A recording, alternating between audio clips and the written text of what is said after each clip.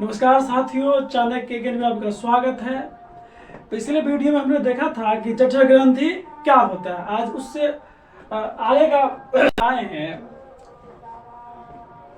जठर ग्रंथि क्या होता है हमने पिछले वीडियो में देख लिया था। आज उससे आगे लेके आए हैं कि जठर रस क्या होता है। तो जठर ग्रंथि से निकलने वाले रस को ही हम लोग जठर रस कहते हैं। ये बात तो क्लियर है। लेकिन जठर ग्रंथि कोशिकाएं 3 प्रकार की होती है। आपने पिछले वीडियो में यह भी देखा कि जठर ग्रंथि कोशिका कितनी प्रकार की होती है, 3 प्रकार की होती है। कौन कौन है वो आपने देखा था। कौन कौन था बताइए। पहला था हमारा श्लेष्मा म्यूकस कोशिका। श्लेष्मा म्यूकस कोशिका पहला था। दूसरा क्या था, भीतीय या अम्लजल कोशिका। और तीसरा क्या था हमारा, मुख्य या जाइमोजिन कोशिका। ठीक है।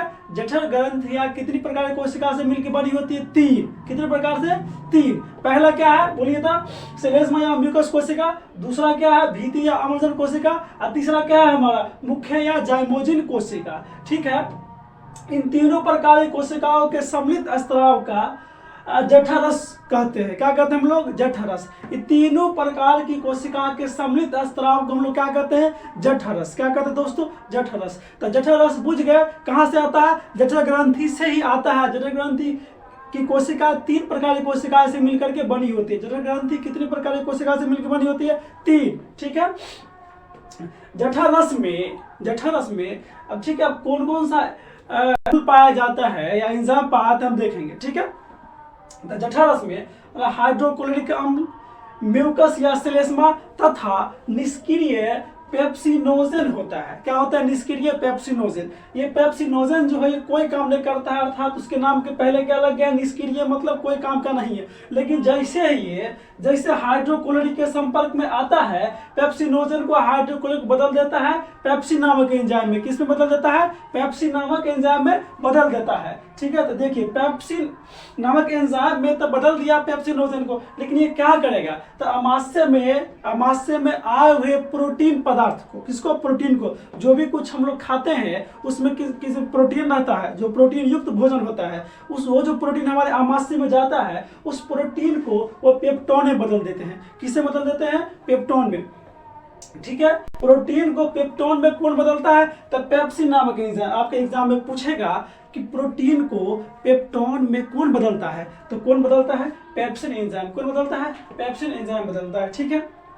उसके बाद हम लोग जो भी कुछ खाते हैं, ठीक है, आप होटल में गए कहीं खाने के लिए, अब जरूरी नहीं कि आपको ताजा मिलेगा। अब मान लीजिए जल्दबाजी में है, आप कुछ खा रहे हैं, तो जरूरी नहीं कि फ्रेश भोजन आपको मिलेगा। अब उसमें मान लीजिए 1 दिन का है, 2 दिन का है, वो तल भर के रखे हुआ है, ठीक है, रखे हुआ है मान लीजिए, तो आपको दे दिया। अब मान लीजिए उसमें मान लीजिए ऐसा हो सकता है कि कुछ जीवाणु हो जो आपको दिखाई नहीं देता है, तो वो चल गया, तो आप तो खा लिए, जल्दबाजी में खा लिए, कहाँ जाएगा? आपके अमाशय में। तो अमाशय में जाने के बाद उसका नाना बैठल है। उसका नाना का नाम क्या है? हाइड्रोक्लोरिक अम्ल। क्या है? हाइड्रोक्लोरिक अम्ल। उसे क्या कर देता है? वहां पे नष्ट कर देता है। क्या कर देता है? वहां पे नष्ट कर देता है। इसीलिए हम लोग हाइड्रोक्लोरिक अम्ल को जीवाणु नाशक भी कहते हैं। क्या कहते हैं? जीवाणु नाशक कहते हैं। ठीक है दोस्तों, अब इसके आगे देखते हैं।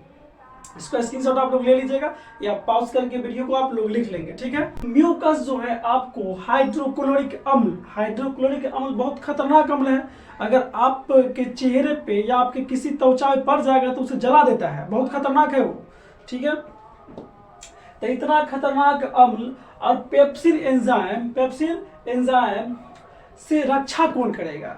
तो उसमें हमारा है म्यूकस। कौन? म्यूकस, जो म्यूकस कोशिका से स्रावित होता था। तो म्यूकस जो है हाइड्रोक्लोरिक अम्ल तथा पेप्सिन एंजाइम से तथा अमाशय की दीवार को सुरक्षित रखता है। क्या रखता है? सुरक्षित रखता है। ठीक है। अगली बात है कि मनुष्य के अमाशय में प्रतिदिन लगभग 3 लीटर जठर रस का स्राव होता है। कितना? लगभग 3 लीटर का। ठीक है। अगली बात है कि कभी कभी हाइड्रोक्लोरिक अम्ल का अत्यधिक स्राव से म्यूकस जो है अमाशय की दीवार को सुरक्षित नहीं रख पाता है। म्यूकस अमाशय की दीवार को नहीं बचा पाता है तो अमाशय की दीवार में कहीं कहीं गोलाकार अंदर की ओर धंसा हुआ घाव निकल जाता है। ऐसे घाव को हम लोग अल्सर घाव कहते हैं। क्या कहते हैं? घाव अल्सर कहलाता है। ऐसा घाव क्या कहलाता है? अल्सर। ये कब होता है? जब हाइड्रोक्लोरिक अम्ल का स्तर बहुत ज्यादा हो जाता है, उस समय म्यूकस जो है उसे अमाशय की दीवार को नहीं बचा पाता है, जिस कारण अमाशय की दीवार, आंतरिक दीवार में कहीं कहीं धंसा हुआ घाव हो जाता है। उस घाव को हम लोग अल्सर घाव कहते हैं। ठीक है। अगली बात है कि अमाशय की दीवार में इस प्रकार होने वाले घाव को हम लोग पेप्टिक अल्सर कहते हैं। क्या कहते हैं? पेप्टिक अल्सर कहते हैं। यह कैसे होता है? तो यह जो घाव है उस व्यक्ति को होता है जो अधिक समय तक भोजन के बिना रहता है, भोजन के बिना रहता है, वैसे व्यक्ति को यह अल्सर घाव हो जाता है। ठीक है दोस्तों, आपने देखा कि अमाशय में प्रोटीन का भी पाचन होता है। तो प्रोटीन किसमें बदल गया था? आपका पेप्टोन में। लेकिन जो भी आप तेलीय पदार्थ खाते हैं जिसमें वसा की मात्रा होती है, क्या उसका भी पाचन आपके अमाशय में होता है? पूर्ण तो पाचन नहीं होता है, लेकिन आंशिक पाचन होता है। देखिए, अमाशय में वसा का भी आंशिक पाचन होता है, जो किसके द्वारा होता है? गैस्ट्रिक लाइपेस, गैस्ट्रिक लाइपेस के द्वारा होता है।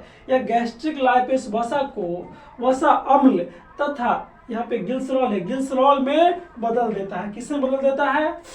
वसा अम्ल तथा ग्लिसरॉल में बदल देता है। किसको? वसा को। किसको? वसा को। ठीक है। देखिए, आपने देखा कि अमाशय में ये भोजन का जितना काम था पाचन होने का, जिसको पचाने का था पचा दिया। अब अमाशय भोजन एकदम लई की तरह बन गया है। किस तरह बन गया? एकदम लई की तरह बन गया है। ऐसे भोजन को जो एकदम लई की तरह हो जाता है उसे हम लोग कायम कहते हैं। क्या कहते हैं? कायम। तो अब हमारा भोजन कहाँ जाएगा? कहाँ जाएगा? छोटी आंत में। कहाँ जाएगा? छोटी आंत में। आहार नाल का अगला भाग क्या है? अमाशय के बाद छोटी आंत। तो अब देखते हैं हम छोटी आंत। ठीक है।